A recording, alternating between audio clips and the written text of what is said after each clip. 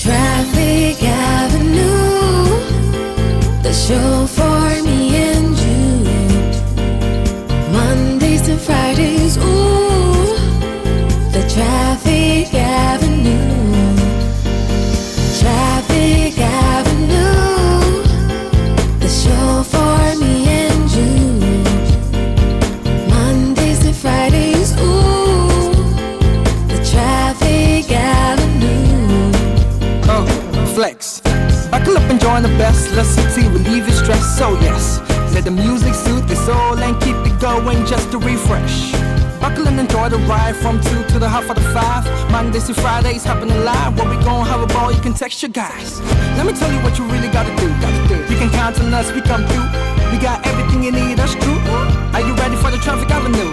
Let me tell you what you really gotta do. You can count on us, we come through. We got everything you need, that's true. An applause for the Traffic Avenue. Traffic Avenue.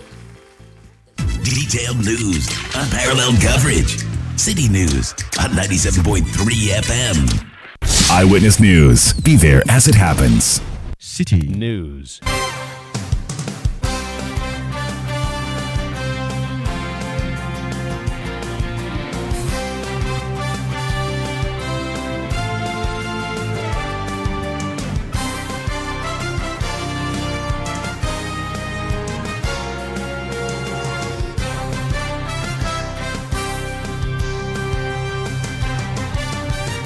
Hello, good evening. Welcome to Eyewitness News, coming to you live from our studios here at number 11, Dr. Martin Loop in Adabraka in Accra. My name is Salom Adunu. Tonight I'm here with Akosia Oche. Coming up over the next 90 minutes. I can't recollect the exact amount, but I know that it's in the excess of $3 million US dollars. The benefit total payment to GBCs for GBC's benefit, I repeat, was $105,000 US dollars, and that is what we got.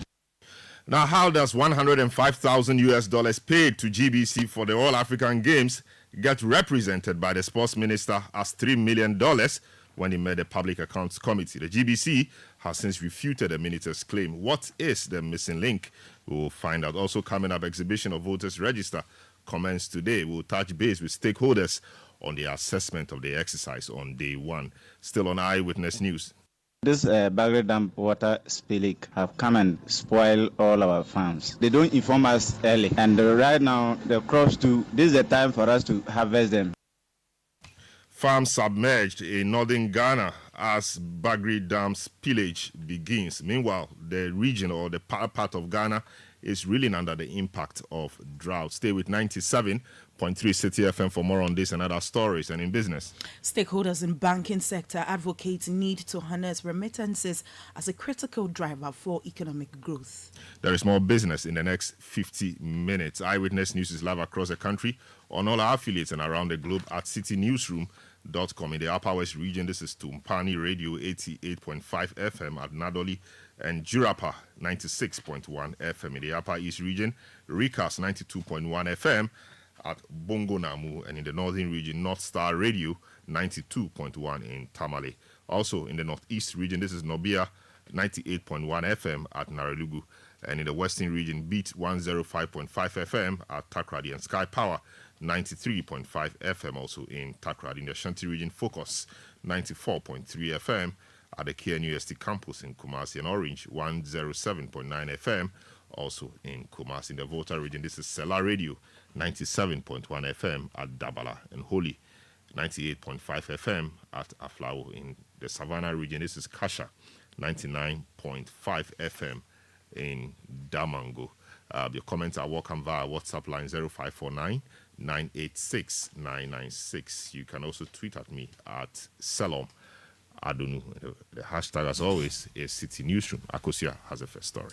Now, the Director General of the Ghana Broadcasting Corporation, GBC, Professor Amin Al-Hassan, has refuted claims made by the Sports Ministry regarding the payment GBC received for its coverage of the 13th African Games. Now, during a Public Accounts Committee session, Sports Minister Mustafa Yusuf stated that the state broadcaster was paid over $3 million for its services during the Games. debts. The statement was made in response to concerns raised by a member of the Public Accounts Committee, Sam George, about outstanding debts owed to the technical staff who worked on the event. Let's hear the response of the minister at the PAC sitting. You had an arrangement with GBC to cover the All Africa Games, right? Can you share with this committee how much that coverage was for and whether payment has been made for same? Yes, GBC was the official broadcaster for the African Games, the 13th African Games, and I can confirm that full payment have made to GBC. Do you have per chance what the amount was? I can't recall the exact amount, but I know that it's in the excess of $3 million US dollars. You paid GBC yes. in excess of $3 million US dollars for coverage of the All Africa Games. Yes.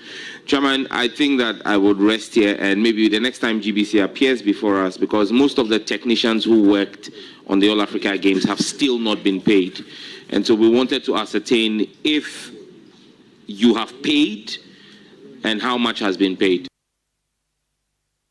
So that was the Minister of Sports, Mustafa Yusuf, speaking at the Public Accounts Committee. However, in an interview on GTV, the Director General of GBC, Professor Amin Al-Hassan, denied these claims, clarifying that GBC was actually paid only $105,000.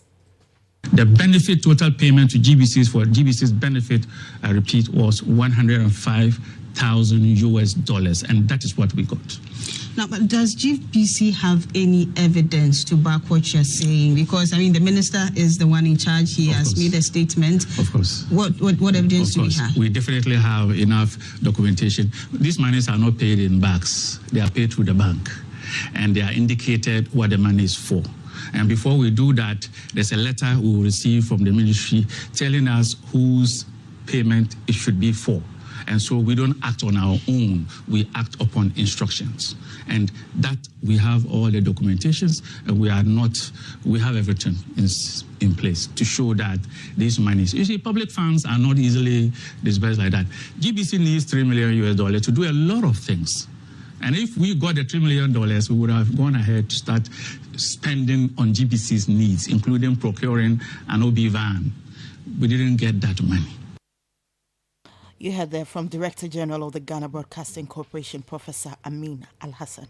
Now let's go to the ministry and speak to the aide to the Sports Minister, Jamaluddin Abdallah, to understand really what the missing link is or what is missing in this whole puzzle. Hello, good evening, sir. Welcome to Eyewitness News. Can you again confirm to us how much the Ministry of Youth and Sports paid the Ghana Broadcasting Corporation?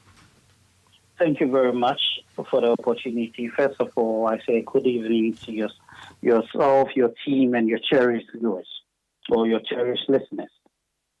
As indicated by the Minister at the Public Accounts Committee yesterday, GBC was paid in excess of over $3 million.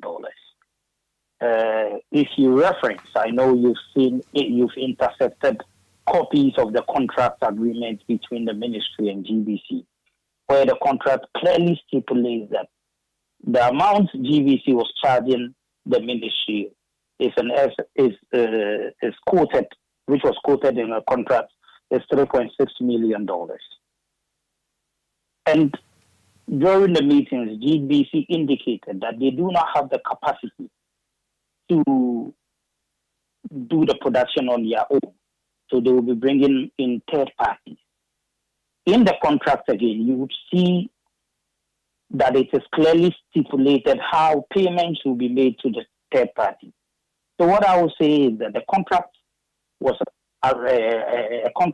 entered into between GBC and Ministry of Youth and Sports.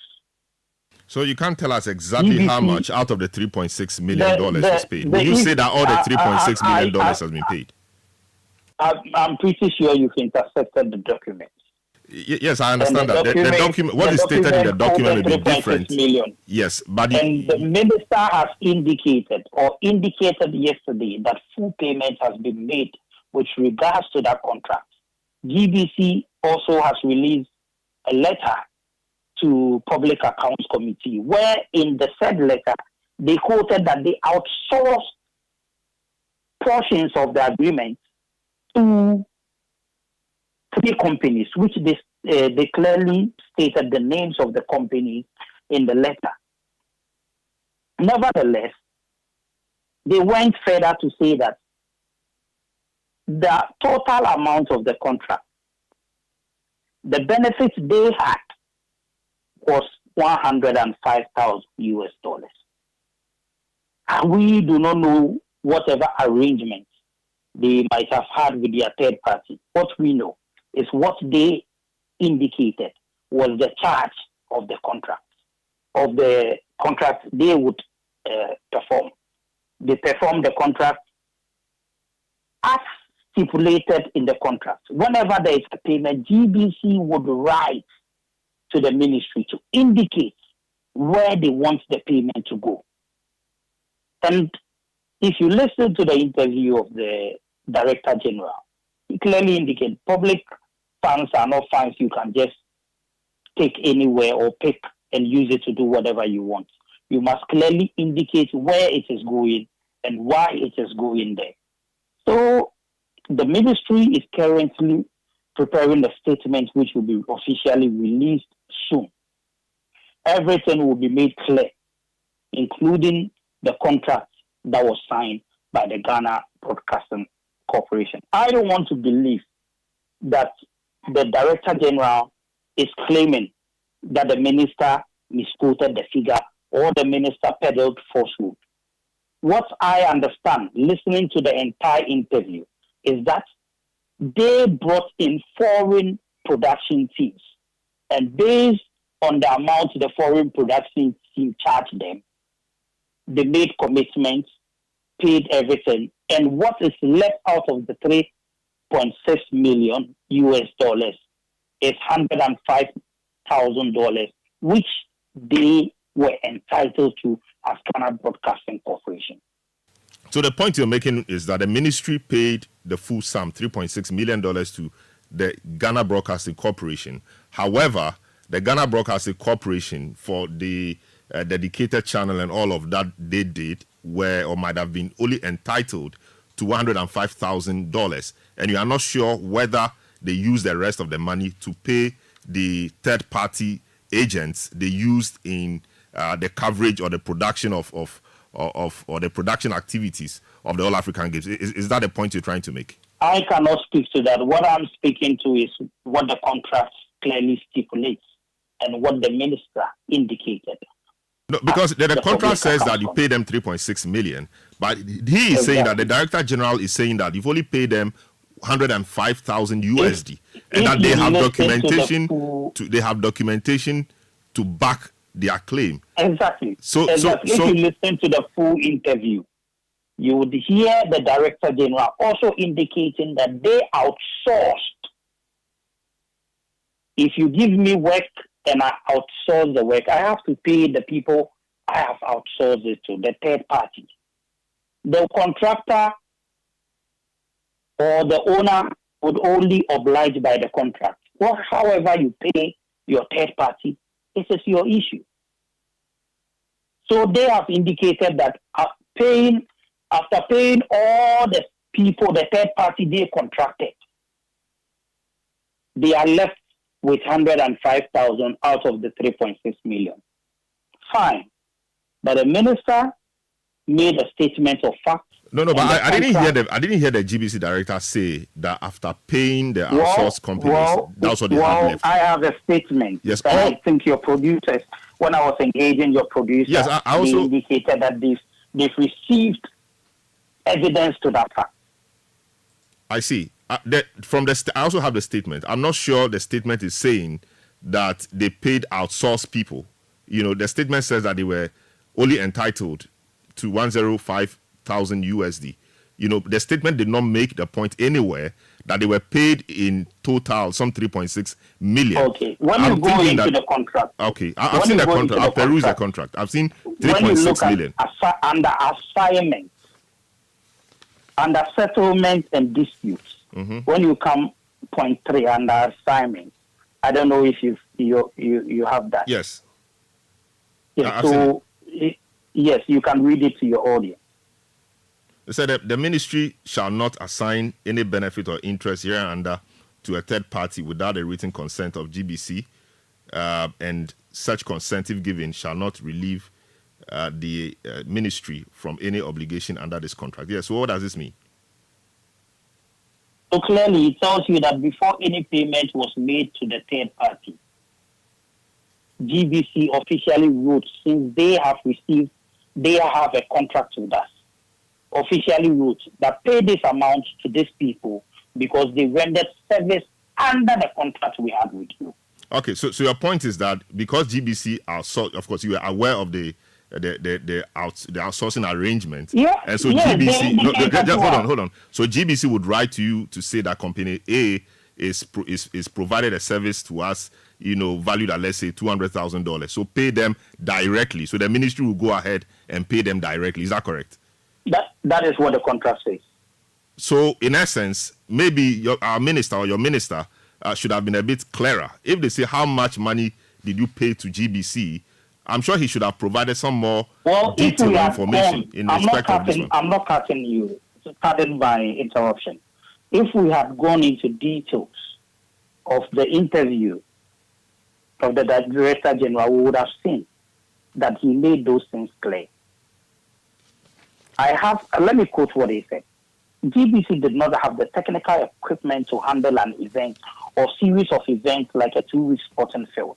We made it clear to the sports ministry from our first meeting that it would need to be outsourced because we didn't have any necessary equipment. Then he went further to say we could have used those money for GBC needs. That would have been criminal. We could never have used those monies for GBC's needs.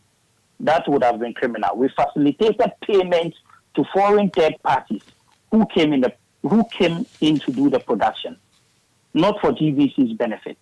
The total payment to GBC was $105,000 USD. Very well. So which was the only benefit we got. Very well. So I think your point is made. We'll be happy if you could share some of these details with us, because they say that they have documents to back payments they have received. We'll be interested in knowing really what third parties you paid and how much you paid them to see if the total. Let me also make this statement 3.6 before the interview comes to. Let me also make this statement before the interview comes to an end. The Ministry of Youth and Sport did not directly engage any third party. Engagement of a third party was done by GBC. They brought to us the total cost of the production for the African Games, which we entered into a contractual agreement with them and clearly went by the contract stipulation. All right. Thank you so much. Jamaluddin Abdallah is the aide to the sports minister. He's been speaking to us on the breaking story we have, which says that the Ministry of Youth and Sports paid the GBC in excess of $3 million for their work, in the All-African Games. Indeed, a contract document which we haven't perused said that the contract sum was $3.6 million. GBC says that they were only entitled to $105,000. What they did not say in this letter to the Public Accounts Committee, which we have a copy of, is that they directed the ministry to make the payments to the third parties directly. Perhaps if we add all of those, we will come to the total contract sum. We do not have that now, and we hope that the ministry makes that available so we can put this matter to rest. Eyewitness News on 97.3 Citi FM. In the meantime, again, this is what the GBC Director General said earlier today.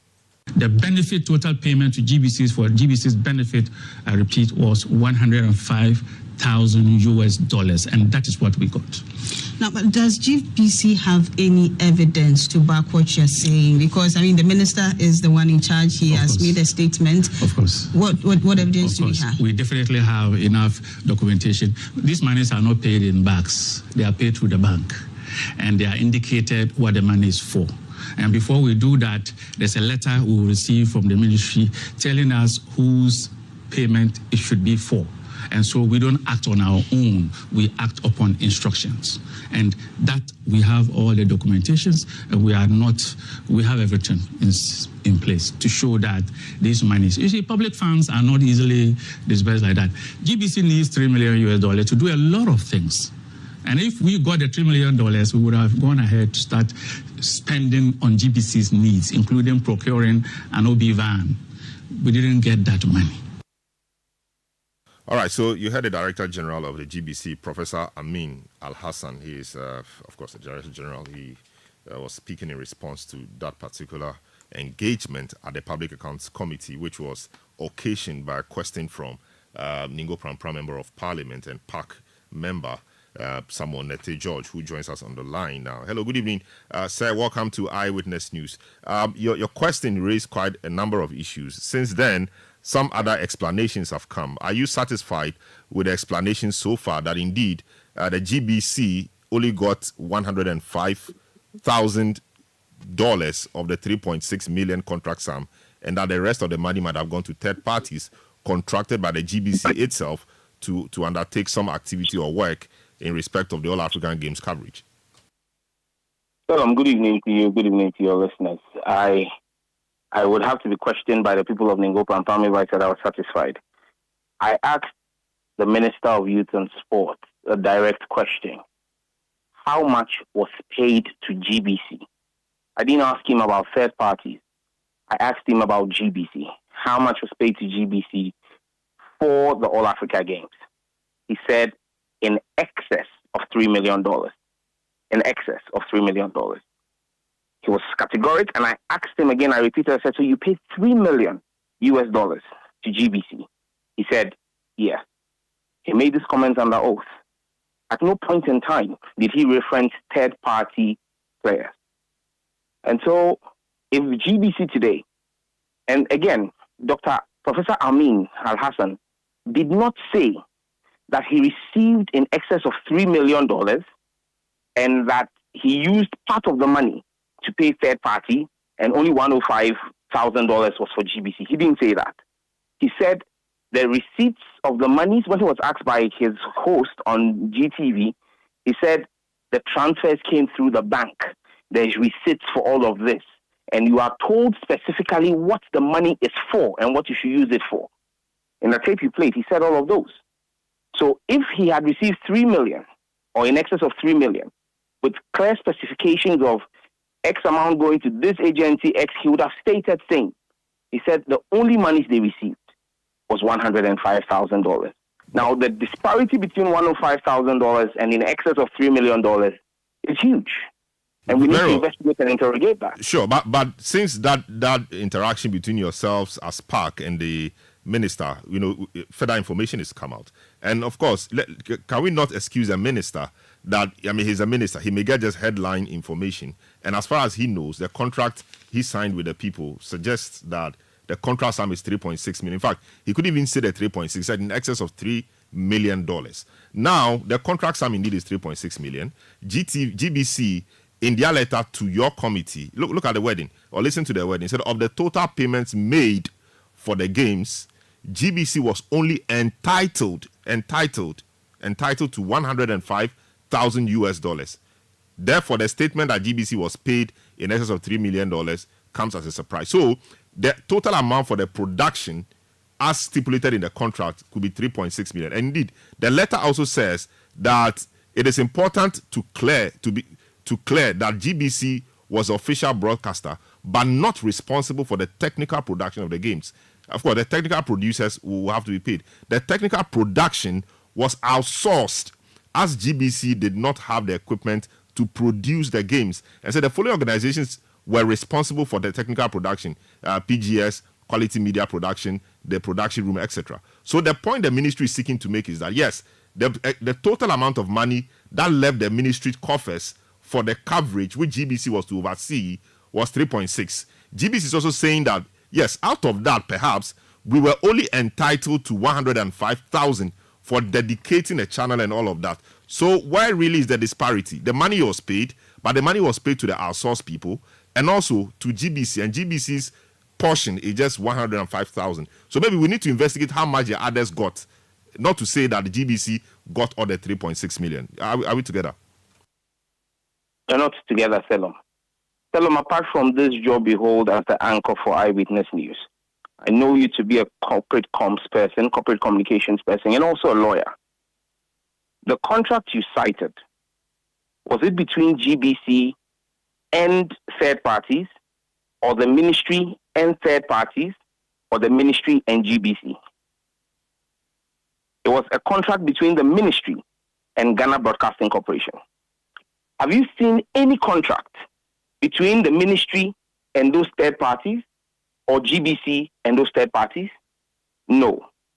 Secondly, when Professor Amin Al-Hassan was speaking this morning, he was categoric in the claim that the only money that came to GBC and that the bank transfer advice is evidence of same is $105,000.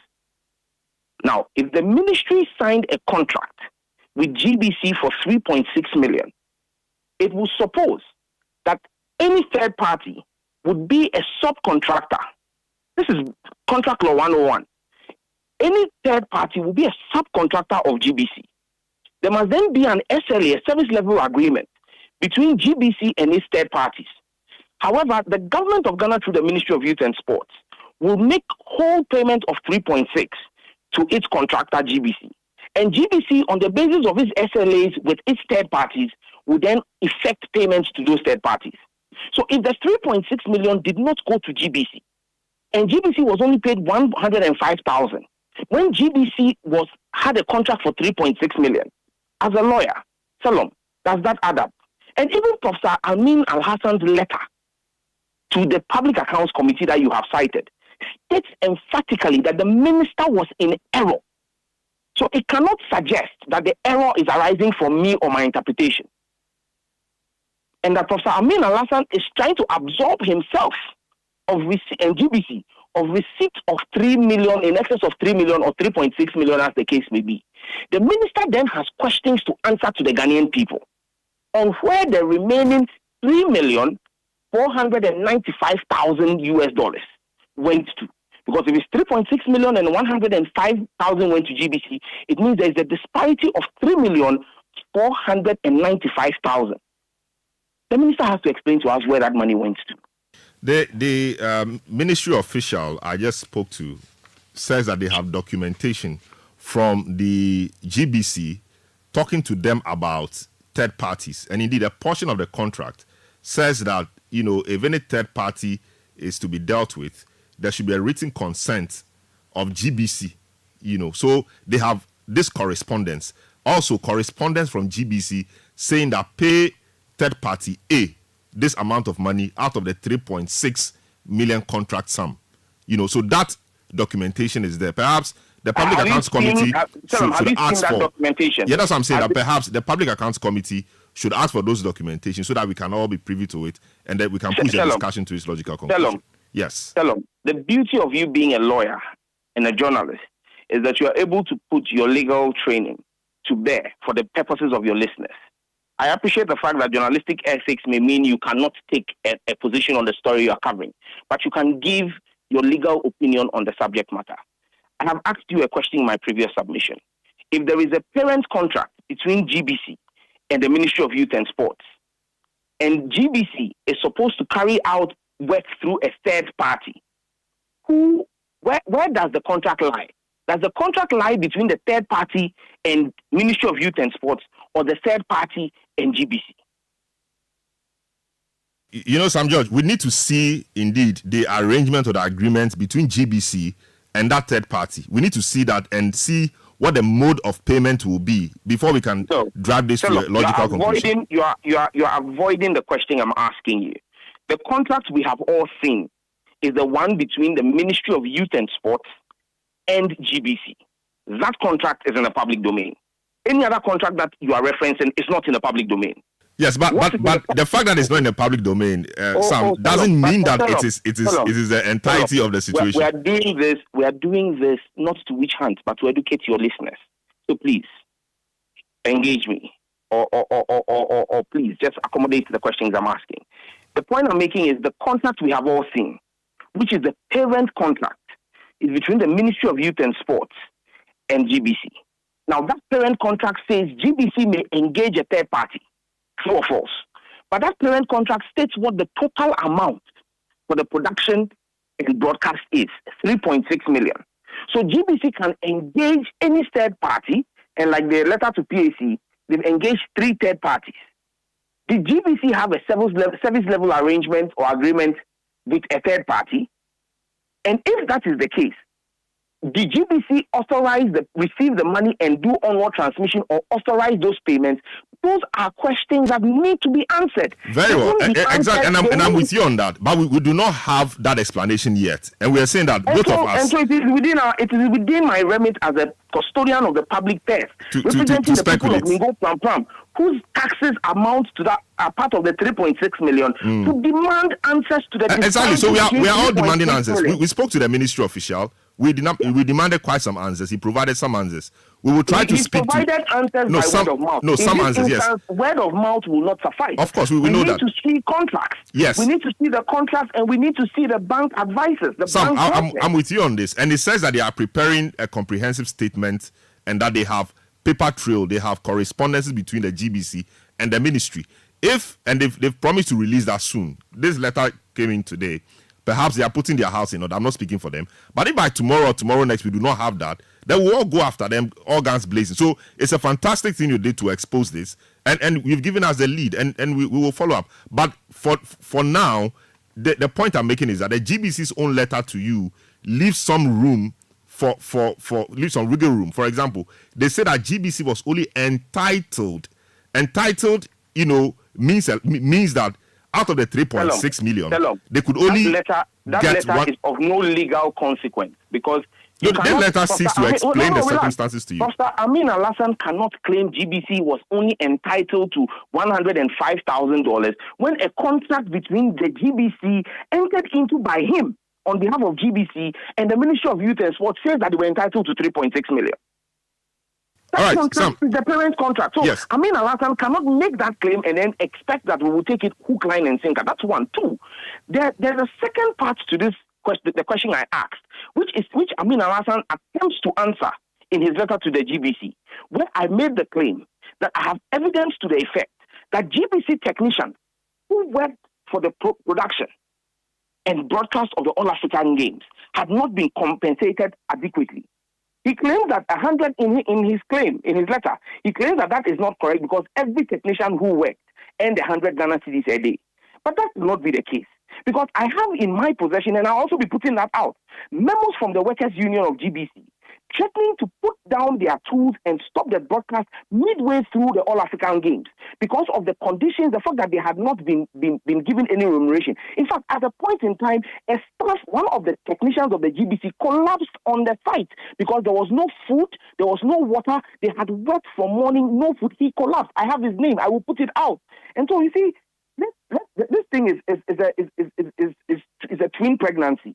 The issues between the Ministry of Youth and Sports and GBC, and then the treatment of the GBC staff themselves by management.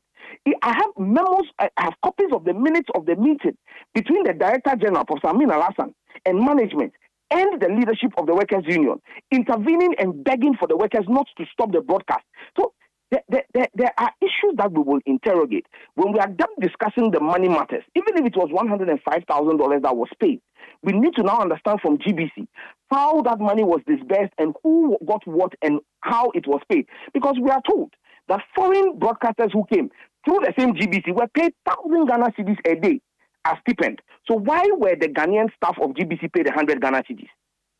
Questions have to be answered. And like I said, PAC is where we've started this, but thankfully I serve as deputy ranking on the communications committee, and GBC comes under that committee through the Ministry of Information. We will do a proper investigation of the issues surrounding the All-African Games, expenses, releases, and disbursements to staff. That will happen. Very well. Sam George, thank you so much for bringing this up. Sam George is MP for Ningo Pram Pram. He's a member of the Public Accounts Committee of Ghana's Parliament. Eyewitness News on 97.3 Citi FM. A few of your messages that have been coming through. Mausi Ayebi, Aistar, in Abutia says the significant discrepancy between the $3 million meant for broadcasting the 13th African Games and the reported $1,500 paid raises serious concerns about financial mismanagement. Those responsible for holding the remaining funds must be held accountable for their actions. The transparency and oversight are essential to prevent such misuse of public funds and ensure accountability in government expenditures.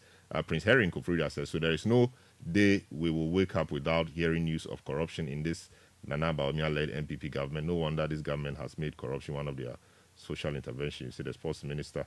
Okay, all right, so you say the future is pregnant. Alassane Hamdam from Nyohini South says, I wonder why anybody who means well for Ghana will still be supporting this MPP government. It's a worrying, it's really shameful. They no longer hide the thievery, you say. Zalex Duane in London says, no long talk. This government is a failure. Brilliant Fahad Ibn Okujo to Central Tongue says, these MPP appointees are so corrupt that words to describe them do not exist. The sports minister is no exception. Eriko Konu Adlapa said the center cannot hold. Sports minister is saying a different thing, and GBC boss is also saying a different thing. My question is, who is telling us the truth? Eyewitness News on 97.3 Citi FM. We'll take a short break. We'll return with more. Don't go away. Eyewitness News. Be there as it happens.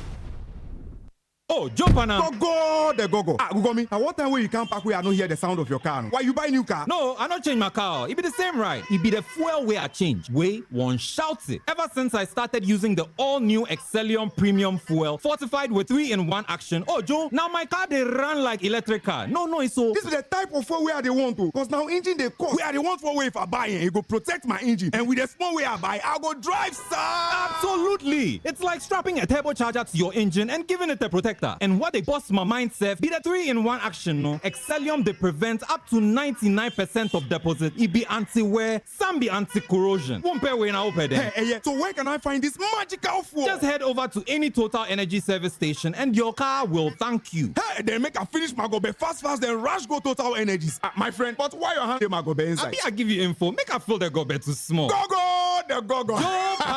Excellium is designed to protect your car engine, decrease fuel consumption, and lower CO2 emissions. Don't say fuel, say Excellium. Choose Excellium, choose quality. When you want to eat, just Momo it. Tired of the long queues in the supermarket? Pay with Momo.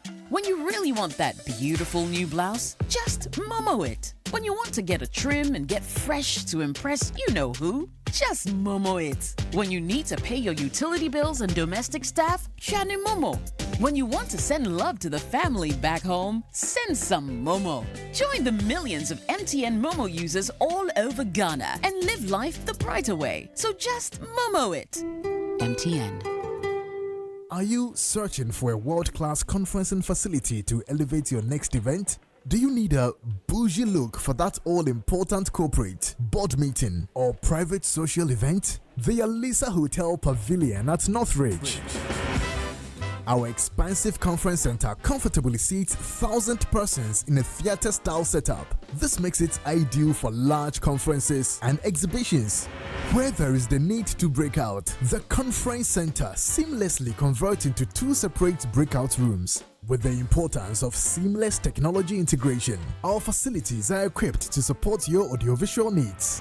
Looking for an oasis of bliss? Saunter into our Oasis Lounge and enjoy your juicy lamb chops, steaks, and burgers. We have alfresco dining for nature lovers in our lush manicured lawns. The Alisa Hotel Pavilion, where great minds convene and beautiful memories are created. Let your voice be heard on Eyewitness News on Facebook at facebook.com/Citi97.3, Twitter at twitter.com/Citi973, and Instagram at instagram.com/Citi973 with the hashtag Eyewitness News. You all come back. Now, the Public Accounts Committee of Parliament has directed the prosecution of a teacher based in Sunyani, Comfort Apia, due to irregularities discovered in the payroll system. Well, the issue came to light after the Kintampo South District Education Directorate revealed that a head teacher and payroll validator Bismarck Ajekum fled to California with a validation code. Now, this code allowed him to secure 26,000 cedis in an end salary. Ajekum reportedly transferred these funds to Comfort Apia's account in Sunyane after the payment was deposited into his own account. Now, this misconduct was disclosed by the District Director of Education for Kintampo South, Daniel Yao Apia, when he appeared before the Public Accounts Committee. The guy has decided that he will not pay the money because, according to him, he worked for Ghana and he was not paid. Mr. Chairman, when he was leaving, he's now in California. He took away the validation code. So he was there validating himself. Oh, wow. And our checks proved that when the money hits an account, the money is transferred to a different account. Now we have been able to trace the beneficiary of the amount. One Mrs. Comfort Apia of Sunyane. So I've liaised with my counterpart there to place embargo on her salary. We have placed embargo on the CISO's salary that if the man brings the money at the end of the month, then we lift the embargo. Well, this is a serious matter anyway. It's involved criminality. So that lady was here in Ghana and was receiving the money? Yes, please.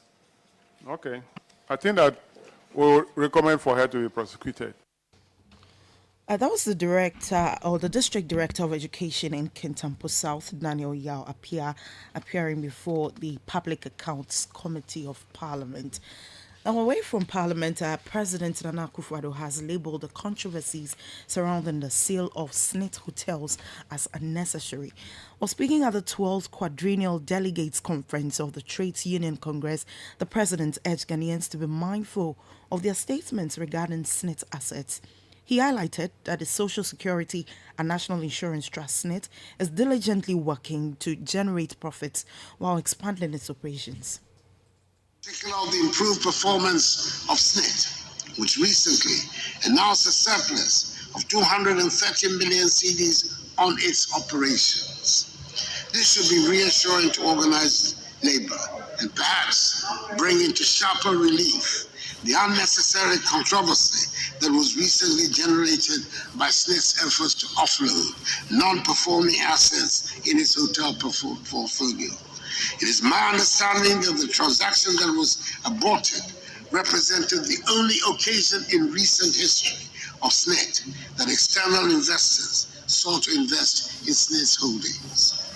All of us need to be measured when it comes to making decisions and pronouncements that would affect the long-term interests of pensioners. Ladies and gentlemen, over the past 7 years, government has consistently engaged in dialogue with trade unions to resolve industrial disputes amicably. This has fostered a stable industrial environment necessary for the implementation of government policies and programs, which in turn attract investment and boost economic growth. You heard that from President Nana Akufo-Addo. Let's move up north because farmlands along the Kubori River of the Upper East region have completely been submerged following the spillage of the Bagre Dam coupled with some heavy rains. Well, the annual spillage of the Bagre Dam in Burkina Faso causes considerable damage to farms and properties in the northern part of the country, especially the Upper East and Northeast regions. Our resident farmers in Kubori who spoke to City News stated that this disaster is an indication that their months of hard labor and toils have gone down the drain. This Bagre Dam water spillage have come and spoil all our farms. They don't inform us early. And right now, the crops too, this is the time for us to harvest them. And the water have come and spoil all the farms. It brings a lot of problems to us, especially the food that we have farmed, something we can use to be feeding our family. The water have come and spoil everything. There's nothing we can pick. That is the farm that we are eating, and the spillage have also come and spoil everything. So we are pleading on behalf of the government to come to our aid and see whether you can help us. If not, we have nowhere to go. was a farmer speaking to City News on the impact of the Bagre Dam spillage. Eyewitness News on 97.3 Citi FM. So what is authority doing about the plight of the people there? Jerry Asimini is the Upper East Regional NADMO Director. He joins us on the telephone now. Hello, good evening, sir. Welcome to Eyewitness News. This has been an issue we've been dealing with every year. What can you tell us about the situation this time around? Well, the situation has been done. I think everybody understands that it was yesterday that they opened the Bagre Dam. And it takes 72 hours before it hits the Ghana shores. So we have not seriously experienced the water coming from the Bagre Dam. So there's this misunderstanding that if something like this is going on, NADMO must necessarily be there with relief items. In disaster fighting, we don't do that. Normally, what happens is, where life is concerned, that is the immediate reactions that NADMO can do to save lives. Then, after which stock is taken, that is the destruction. If lives and properties are lost, people are affected, we are able to take records on the adults, women, children, take the number of people affected before the relief phase comes. But people are always expecting that NADMO should just rush to the scene. As the water is flowing by, we should be carrying relief items. No, we try to take stock, make sure that we know the number of people involved, men, women, children, and all that. If you don't assess their needs, you can't just carry anything to victims. However, what we have done is actually the sensitization stage. We are at the sensitization stage and helping people to get out the river bank and all that. We have the radio stations have given us the opportunity. We have got airtime and we are talking. Most of the Accra radio stations, television stations are giving us the opportunity to explain to the people this is the time we are doing it. But the real impact of the Bagre Dam has not yet been felt. As people are saying, there's water line all over. Yeah, we see farms submerged and a whole lot of things. But I'm more interested in what sensitization activities took place before the opening of the dam. We know it's an annual thing. And that for the farms lying all over. Most of the times, people are posting old pictures. I must tell you, they have posted pictures that we have rushed to those areas, and it is not what they say it is. It's previous pictures.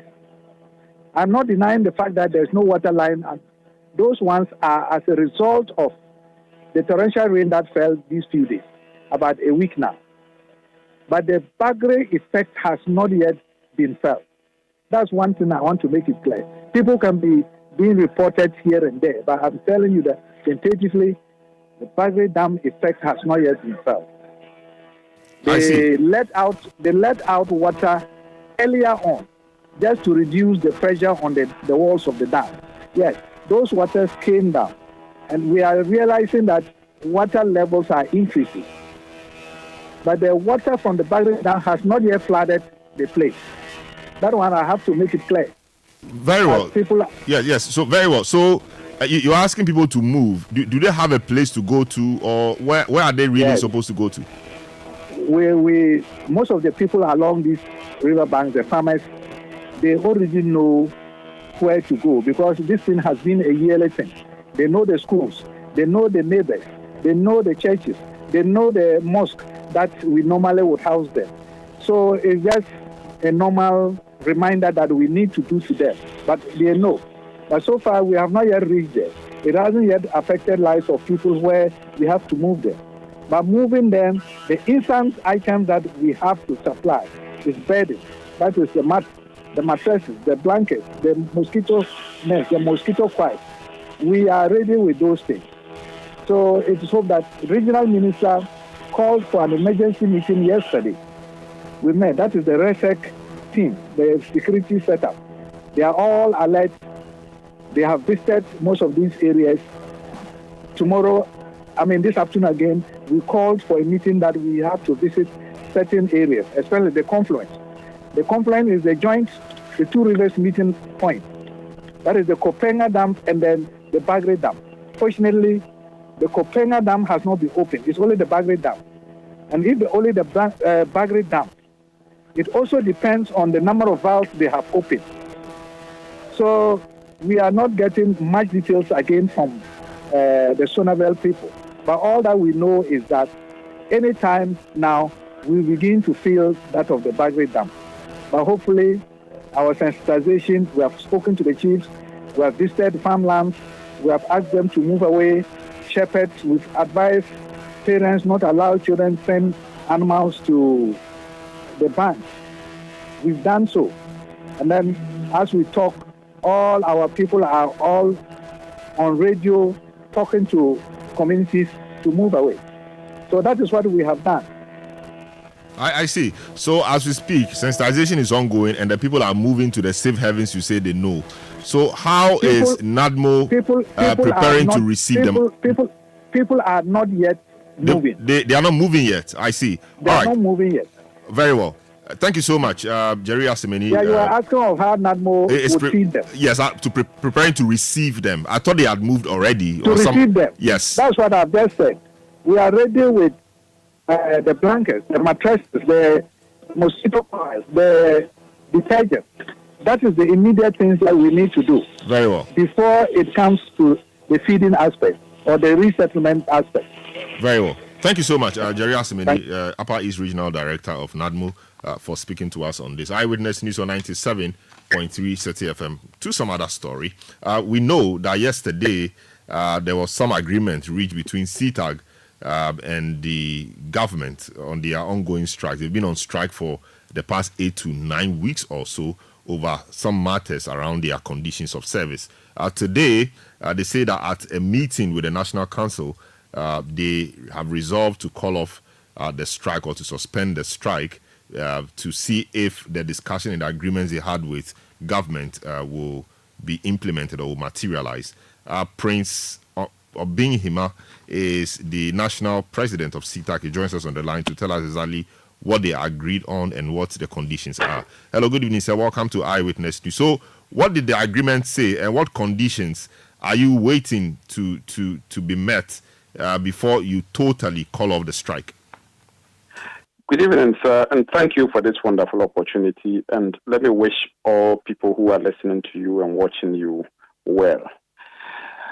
What happened yesterday at the ministry was affirmation and the confirmation of our earlier discussion with the office of the vice president. Indeed, CTAG members have been trampled upon for so long, and we got to a point where we could not trust any agency, any of the affairs of, government.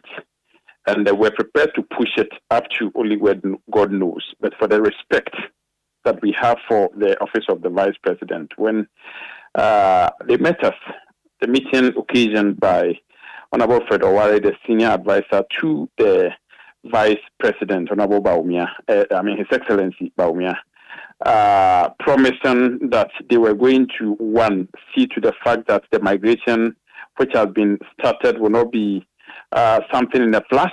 It's something that will follow through to the logical conclusion and will happen within the timelines. And that too, the frozen salaries of CTAG members, July will be paid alongside that of August, and that all year-round compensation will also be paid, in August, and that the top-up for the book and research allowance, which they've started paying, they will expedite action, and then by the end of August, everything would have been paid, and those that even have gift-missed challenges with, they'll resolve and pay it immediately after August, and that when eventually the migration is done by October or by September, we'll be in the position to come back to the table for roadmap that will lead to payment of the accruing arrears from January 2023, when the arbitral award said that things should have taken retrospective effect. When you look at all these things, then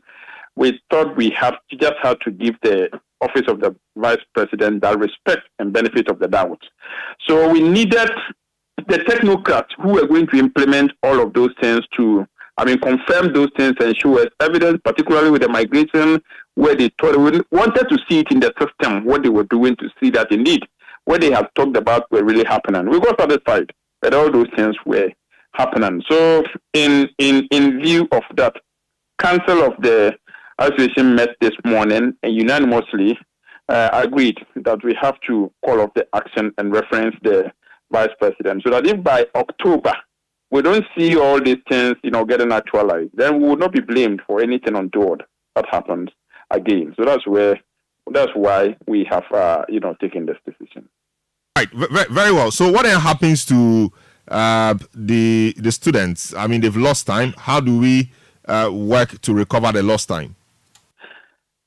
I thought you were going to ask us how we've been able to manage our lives, people who are on retirement, tutors who ought to have benefited from this arrangement have been denied from 2023, May 2nd, when the thing came up to this time. People are paid to take administrative decisions. That is entirely the decision of the principal. And we must say that, like what the Minister of Employment and Labor Relations Minister said, Honorable Bafwewa, it should be a dialogue, kind of conversation. And Penkoff has shown that they are prepared to do that. So it won't be one of imposition.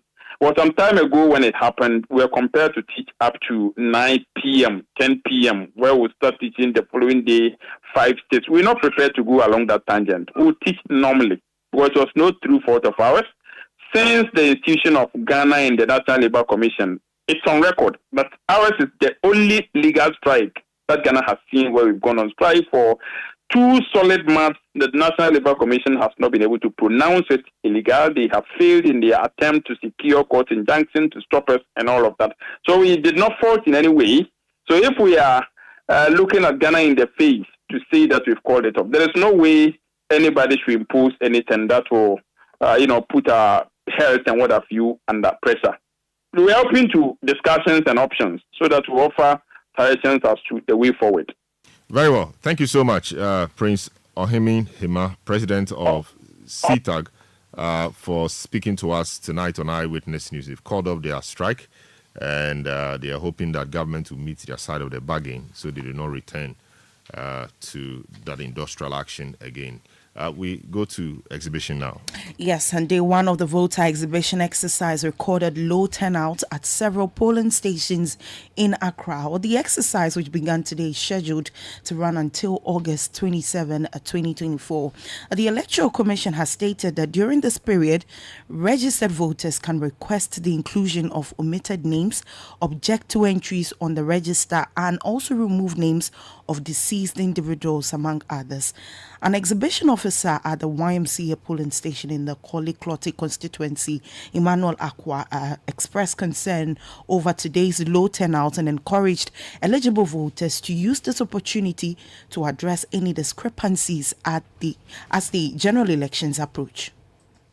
So far, everything is fine, but since they are not coming, so it looks so boring. Yeah, I came here in the morning around 6:40. And then only 4 people come to check their names. And then I think afternoon time, those working will get some break and then come and check. And then around 2 to 3, the students to maybe close, and then those who are registered voters will come and then check their names.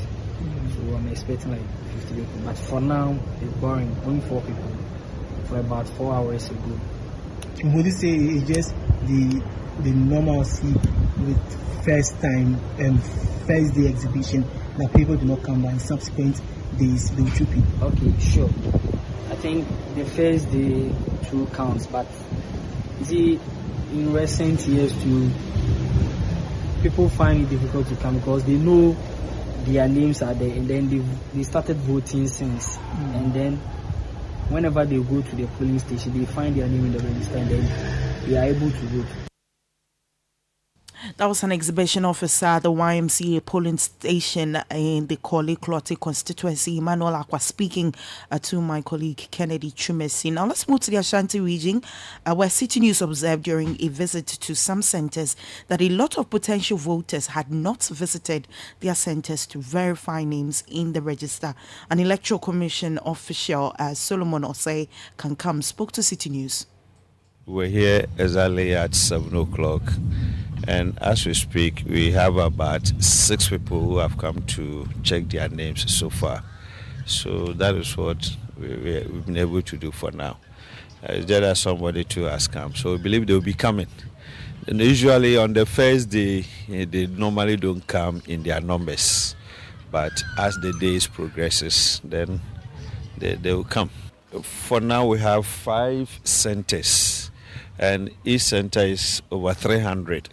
So we are talking about 1,005 thereabouts.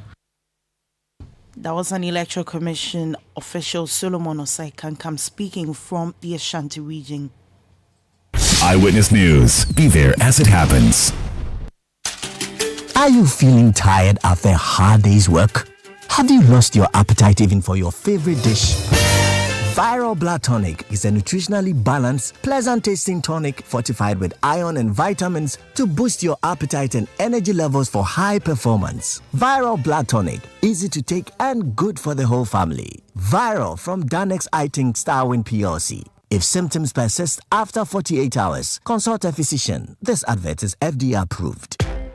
When you want to eat, just Momo it. Tired of the long queues in the supermarket? Pay with Momo. When you really want that beautiful new blouse, just Momo it. When you want to get a trim and get fresh to impress you know who, just Momo it. When you need to pay your utility bills and domestic staff, Chani Momo. When you want to send love to the family back home, send some Momo. Join the millions of MTN Momo users all over Ghana and live life the brighter way. So just Momo it. MTN. Get the details. Every significant financial transaction, every market movement, and all the policies that affect your business. Citi Business News. Be informed. Citi Business News on Eyewitness News. I am Akosia Oche. Let's settle for the details. Banking consultant Dr. Richmond Ituahine has indicated that Ghana's inflows from remittances surpassed the revenue generated from cocoa, oil, and even gold. Or speaking at the 3rd edition of the Graphic Business Stanbic Bank breakfast meeting in Accra, Dr. Ituahine emphasized the need for strategic focus on harnessing remittances as a key driver for economic growth. If you knock the gold, if you add cocoa to gold, it brought only 26. Remittances still top, adding the two, leaving a gap of 2.3 billion. So that is why some of us have described it as gold, super gold, because it is something, if it's well structured, captured, traced into the balance sheet, I think Ghana will be somewhere, maybe near Dubai, because it is something that will support the economy. That was banking consultant Dr. Richmond Ituahine. Now, maintenance work on the Etuabo gas processing plant has been completed, with startup operations underway to restore the plant to normalcy. Here's more on this report.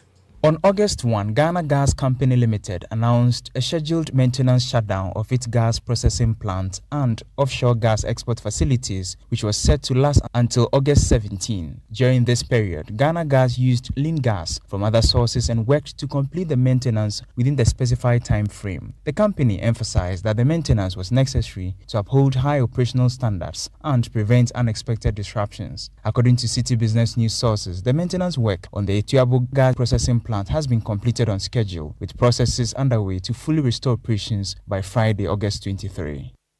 That was a business desk report by Daniel Odro-Mensah. Now, the General Agricultural Workers Union, GAWU, is questioning the delayed implementation of measures to boost the agricultural sector by government.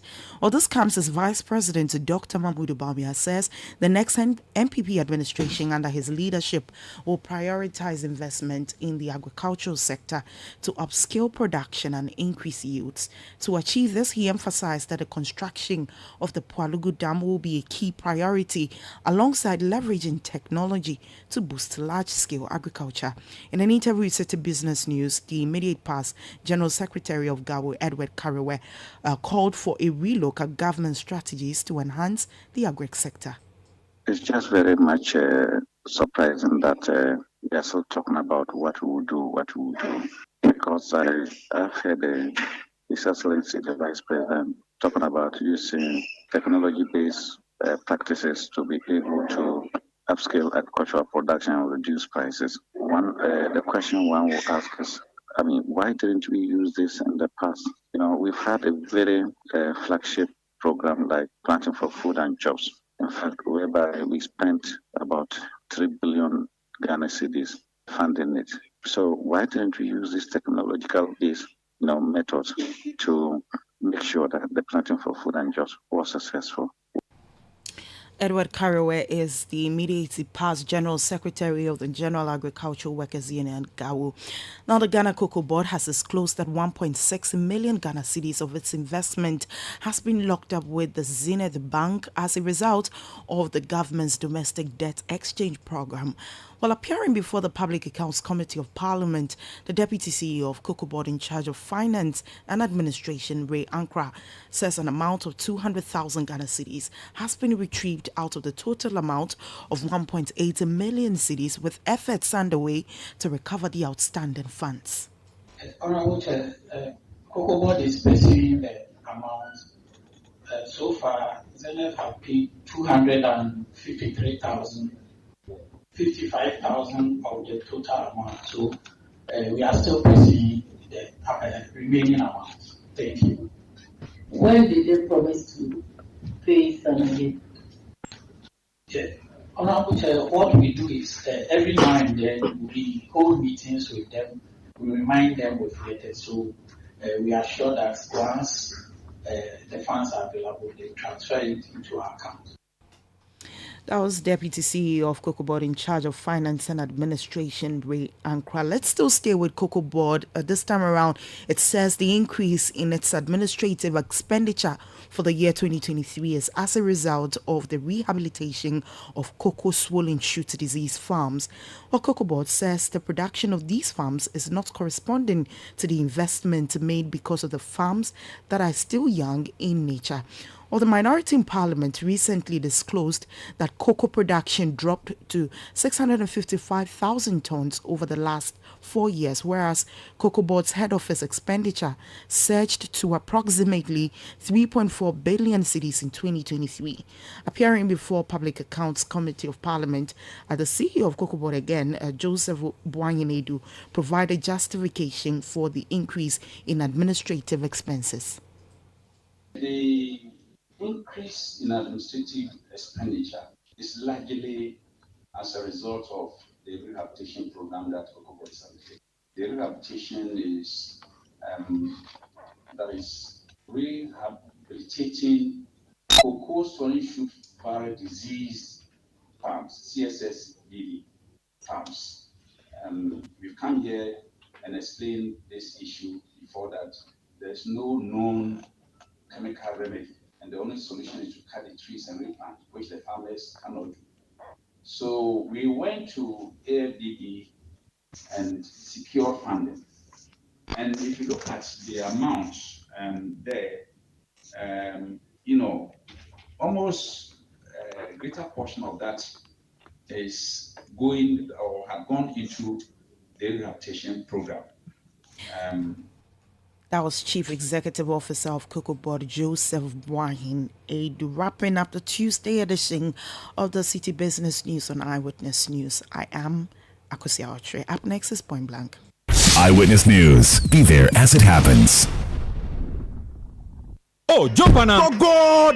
Ah, go me. At what time will you come back where I don't hear the sound of your car? Why you buy new car? No, I don't change my car. It be the same right. It be the fuel way I change. Way one shouts it. Ever since I started using the all-new Excellium Premium Fuel, fortified with 3-in-1 action. Oh, Joe, now my car they run like electric car. No, it's so. This is the type of fuel where they want to. Because now engine they cost. Where they want for way if I buy it, it go protect my engine. And with the small way I buy, I go drive, sir. Absolutely. It's like strapping a turbocharger to your engine and giving it a protector. And what they bust my mindset be the 3-in-1 action. No, Excellium they prevent up to 99% of deposit. It be anti-wear, some be anti-corrosion. Won't pay when I open there. Hey, so where can I find this magical fuel? Just head over to any Total Energy service station and your car will thank you. Hey, then make a finish my go be fast, then rush go Total Energies. My friend, but why your hand my go be inside? I give you info. Make a feel the go be too small. Go.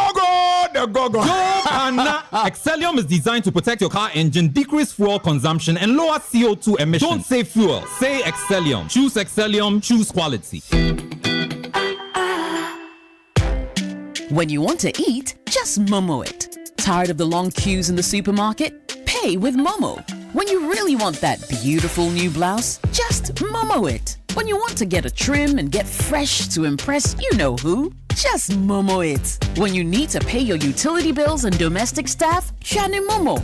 When you want to send love to the family back home, send some Momo. Join the millions of MTN Momo users all over Ghana and live life the brighter way. So just Momo it. MTN.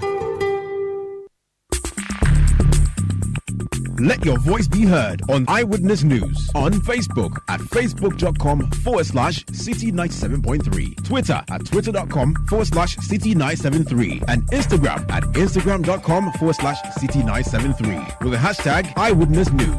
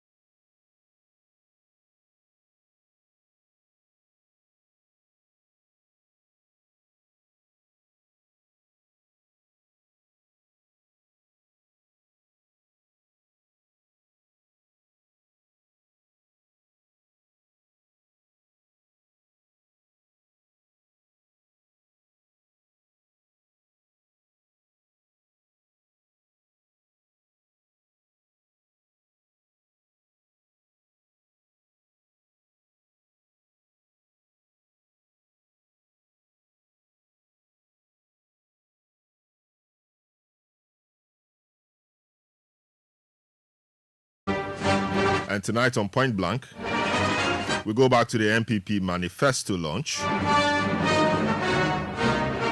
try to focus on the youth, the aspects on youth development, juxtapose that against what the NDC has in their youth manifesto.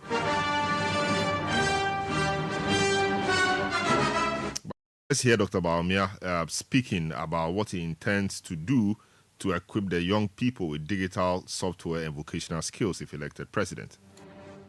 I am determined to not let Ghana miss out on the fourth industrial revolution, as our continent did on the industrial revolution some centuries back. I want to see Ghana build the digital talent we require for the fourth industrial revolution. This will mean providing digital software skills to hundreds of thousands of youth. This, along with other priorities, will create jobs for the youth, including school dropouts. In collaboration with the private sector, we will train at least 1 million youth in IT skills, including software development, to provide job opportunities worldwide. Ladies and gentlemen, generally, there will be an enhanced focus on technical and vocational education. My government will also support the establishment of a national open university, Ghana, in collaboration with the private sector, and it will focus on ICT, TVET, and STEM. Ladies and gentlemen, to prepare our children for the fourth industrial revolution, I will enhance the positioning of the educational system towards STEM, robotics, artificial intelligence, and vocational skills to cope with the demands of the fourth industrial revolution and job creation. My government will make coding and robotics standard in senior high school. We would be working with educational institutions, leading and global tech firms to establish a national robotics, engineering, and AI lab for research and training of young Ghanaians locally. We will also be providing venture capital funding and grant support for commercially viable tech projects by Ghanaian startups to drive innovation, foster high-tech entrepreneurship, create jobs, and support growth of Ghanaian high-tech businesses. All right, so that was Dr. Bawumia speaking at the just launched manifesto program where the MPP outdoor its manifesto. Tonight we are looking at what the manifesto has for the young people, and we've been joined on the line by Salam Mustafa, who is the MPP National Youth Organizer, to help us appreciate what the party has in store for the young people. On the other line will be NDC's Osman Ayariga, who is the Deputy National Youth Organizer of the NDC. They launched what we call the Youth Manifesto. Good evening, Salam Mustafa. Happy to have you join us tonight on Point Blank on Eyewitness News. Just clarify for us. So the MPP has just one manifesto. It doesn't have a youth manifesto as the NDC does, right? Thank you very much, Salam. Good evening to you and your listeners. The MPP has one manifesto.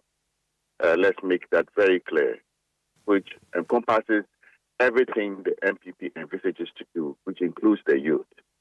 So even though we have the youth component of the manifesto, it's part of the broader document that codifies into one simple document, which the MPP is signing as a social contract with the Ghanaian people.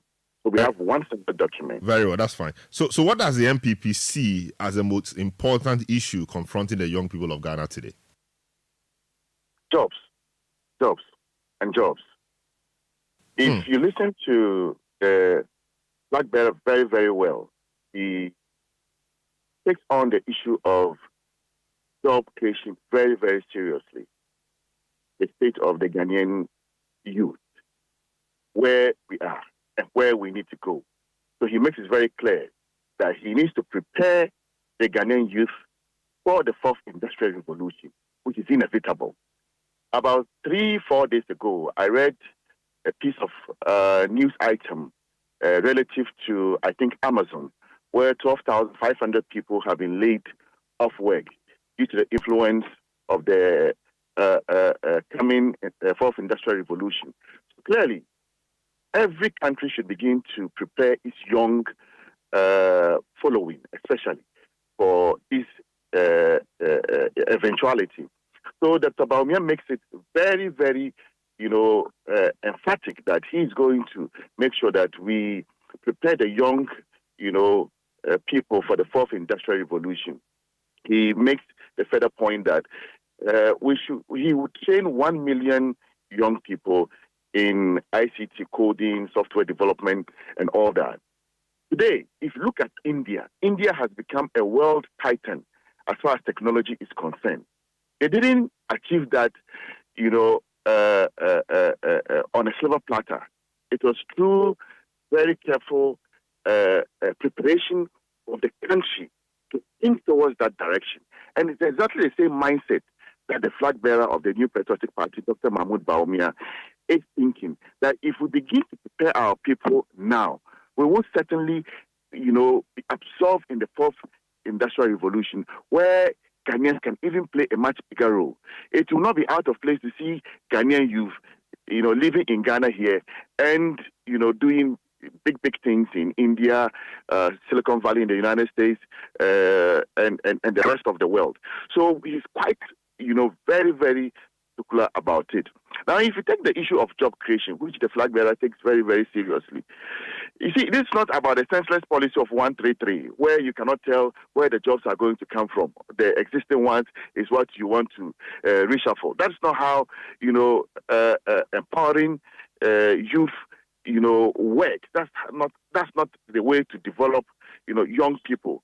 And you call that the 133 referring to the 24-hour economy policy. You call that senseless? A policy that the originators cannot explain is senseless.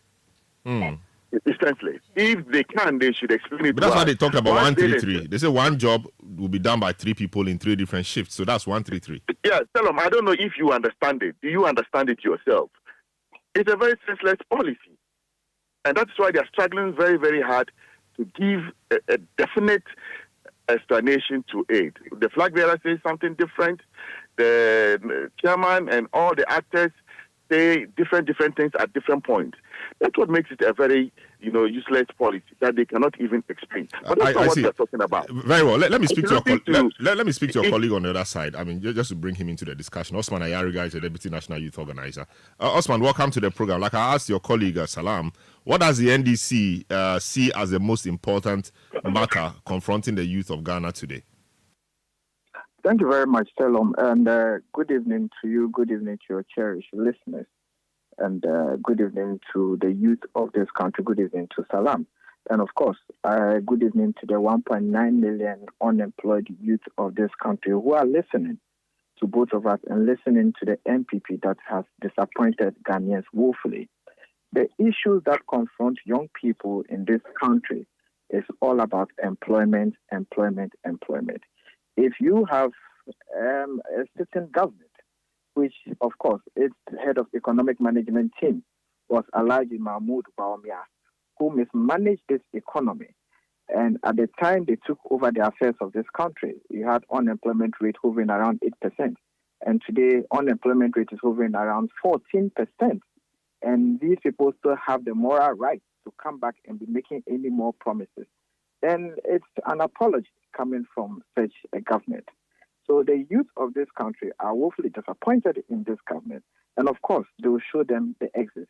Now, with the issues of the promises coming from the MPP and what they seek to do, I mean, if my brother Salam really reads wide, and the good Bible in Hosea chapter 4, verse 6 says, "For lack of knowledge, my people perish."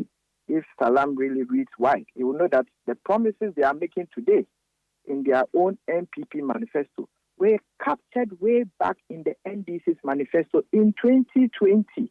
And I'll read to you page 84 of the NDC's 2020 manifesto, bullet point 3, 1 million coders program.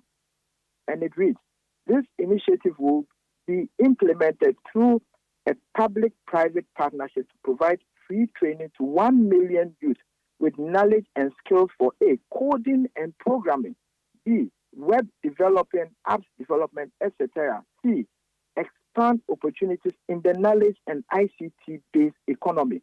So you would realize that this is an extraction that the NPP has just copied excerpts of the manifesto of the NDC that we even put in our manifesto way back in 2020. So what we knew in 2020, the NPP is now copying it in 2024. And that's what I'm saying, that if people like Salam read, they would have advised their people in the NPP that, come on, what we are about to promise has already been promised by the NDC. But of course, this is a government that prides itself in plagiarism and copying. For the first time, we saw the president read a whole speech that parts of it were plagiarized from another president. Very well. Now, so you the next thing I want to speak about, quickly. I heard him say the issue of the 24-hour economy has not been explained properly. I don't expect someone like Salam to understand 24-hour economy when we explain it to him, because he has refused to even read to know that they copied parts of the NDC's manifesto. The good people of this country who are discerning and understand know that the game changer is the 24-hour economy. And they know that what it means is that we are going to run a 24-hour system. Where even where there is one job, it's going to have 3 shifts, and it will end up employing 3 people. For people who understand review to mean cancellation, I don't expect Salam to understand. No, I think his question was that, are you going to be recycling the same jobs, or you're going to create new jobs? I think that was the question. So if you can just address that. What do you mean by recycling jobs and creating jobs? That is the question he himself doesn't understand. The 24-hour economy, as we explained it, one, is going to lead to expansion of more companies, and it's going to lead to creation of more jobs. That is the first thing. And the already existing jobs, which are already going through a 1-shift system, will now end up going through a 3-shift system. Tell them, if you have a company that goes through a 1-shift system, employing 100 people, and now it's going to go through a 3-shift system, employing 300 people, how do you understand that to mean recycling? So you see, when I come back to tell my brothers in the NPP that they don't read, so because of that, when we speak, they refuse to understand, and some don't also understand when we speak. They may get offended, but that is a fact. How can a 3-shift system, to you mean recycling? Very well. Let me bring in Salam. So Salam, you call it 1 million jobs, or 1 million young people will be trained with digital skills. The NDC says that they will train 1 million people, 1 million youth coders. You know, almost saying the same thing. But apart from the coding or the digital side of things, what else do we have for the young people in respect of jobs, Salam? Thank you very much, Selo. Osman, is my younger brother. You should have gotten, George Opayado himself, who is my colleague, to no, I don't think it matters. So just stay on message. I don't think it matters. I won't be arrogant to say that he's not qualified to debate with no, me. He's a trained lawyer, so you have to grant him that. It doesn't matter. I am equally well educated. So, I'm saying that doesn't matter. So let's just engage on the issues. You asked him a question, and clearly you can deduce the confusion in his head. The same point he himself is struggling to explain. But to move forward, we didn't copy anything. There's nothing the NDC has that we can copy. There's nothing extraordinary, from the NDC. They've shown that over the period. So there's nothing we in the MPP would take, from the NDC. The issue of training 1 million people, go back to our manifesto. For 2020, we mentioned it, and the flag bearer has been talking about digitalization for a very, very long time and training young people in ICT. So it has nothing to do with the NDC at all. Then going into job, creation, if you look at the broad strategy of creating new jobs, especially in the mining industry alone, it tells you that the NPP understands a certain new direction that the country needs to chart. So we are talking of bringing on board a minerals development a bank where young people, largely the mining industry is full of young people, where young people, can get training through the district mining committees that we are going to create, do proper mining without having to go to China, to look for Chinese to come in and bring machines and indulge in galamsey and all that. If you see what we intend to do with the upcoming extraction of bauxite, you would see that a lot of jobs are going to be created. MEF is already making so much investment in, infrastructure for the aluminium industry and also the extraction of other minerals like silicon. A lot of things are going to happen where a lot of jobs are going to be created, proper jobs for the Ghanaian youth to do. If you look at the MPP's mindset, we believe in creating decent, well-paying jobs than, say, you recycle, old jobs where you do not know where new ones are going to come from. Indeed, because of free, education, free SHS, the number of people who go to school, have doubled. And it has impacted in the level of number of people looking for employment. And that is why you need a serious thinking person, someone who is a problem solver, someone who understands the current situation to lead, not somebody who was, in despair himself. John Dramani Mahama had thrown up his hands in despair and told the youth of this country that he was not a magician to provide jobs and that he couldn't provide jobs. And that his alternative, to job creation was that the young people of this country should go and cut glass and gather stones and sell. I'm not sure he said that. Somebody else said that. I'm not sure he said that. I'm not sure he said. The person was a minister under John Dramani Mahama. John Dramani Mahama should have come to say that, no, what you said, I rebuke it, and that is not a serious. But they said these are for unskilled people. So I am saying that you will not find anybody in the MPP, moot such a useless, suggestion. We are working very hard to ensure that we provide jobs for the youth of this country. Very well. Let me also state. We are running out of time. Just let me state shortly. This government has provided and created in the excess of 2 million jobs. The last count, 2.3 million jobs. And these are verifiable from SNIT contributions. So we are not just churning out data. And the comprehensive job we seek to create within the next 4 years from all the sectors that we have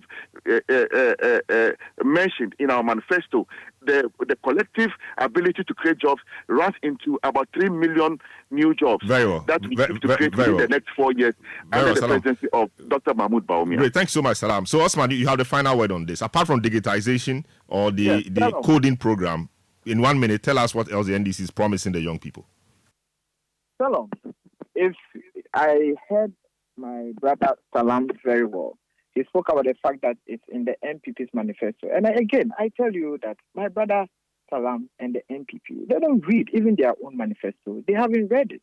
I have read the MPP's manifesto back to back, and I haven't seen anywhere in their 2020 manifesto the MPP promising to train 1 million coders or 1 million youth in digitization. Yeah, so if we can just move on to the next, it's not there. So the next set of things you have for the young people. The fact there. Yeah. Hello, His Excellency John Dramani Mahama is promising the youth and the good people of this country jobs through coding.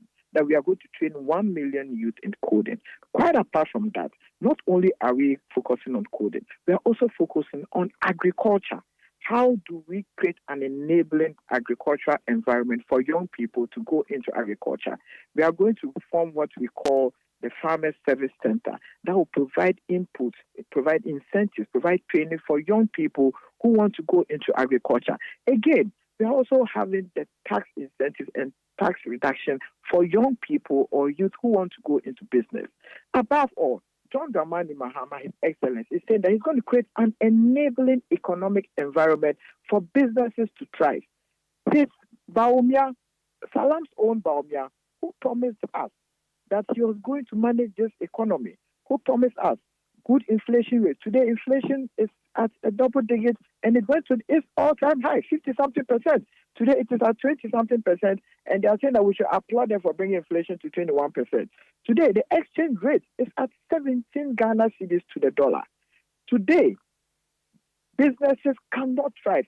Energy is expensive. The cost of doing business is expensive. And Salam still has the guts and the temerity to come out and tell young people to go out and vote for the MPP. It's an apology. And I send this message across that if you are an MPP youth and after 7 years, 8 months, you are still unemployed and you are still shouting, it is possible, then you are an apology.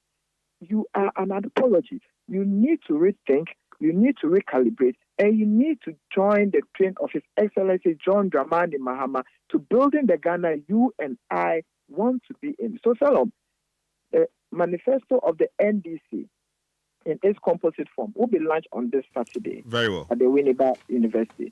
So what we just did was the Youth Manifesto. The Youth Manifesto. And that's after clear. the Youth Manifesto, yes. The NPP's manifesto cannot even match that of the Youth Manifesto. Very well. Clear, thank you so much. Everybody can see. Thank you so much. Thank Osman you so much, Ayariga, Deputy National Youth Organizer of the NDC, and you had also Salam Mustafa, who is a MPP youth organizer, a national youth organizer of the ruling New Patriotic Party. This is how we conclude today's edition of the program. It came to you live from our studios here at number 11. Dr. Martin Lupin at Dabraka and Accra Show, produced by Nana Kobna Wilson with assistance from Beverly in London. Production assistance or technical assistance by Emmanuel Latte. Social media support by Edwin Kwakofi. Earlier you heard Akosi Ochi. My name is Selom Adonu. Have a good evening.